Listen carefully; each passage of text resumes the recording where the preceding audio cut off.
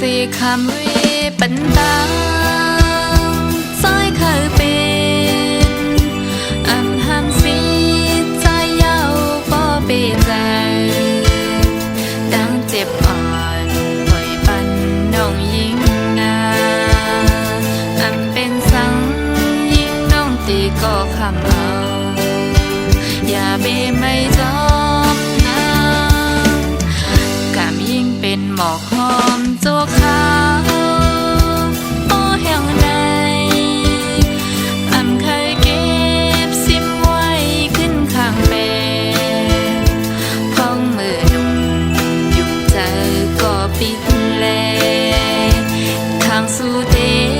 อันฮักเตน้องยุ่งใจยอมเจอเธอมาจอมกว่าเลสายย้อยพอเปใจเป็นหือก็ยิ่งน้องเตะคำเอาอย่าเปไม่จอมยิ่งน้องกว่าละ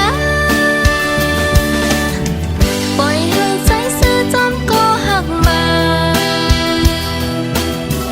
เฮ้ยเป็นหน้าเฮินหักกันต่อจนป้องปันเธอใจซื้อหักมา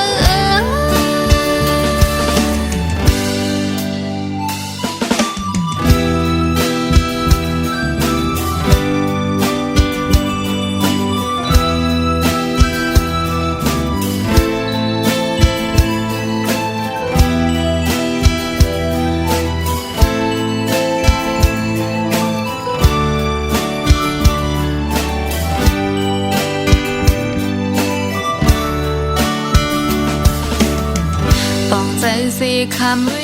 ปันตาซอยเคยเป็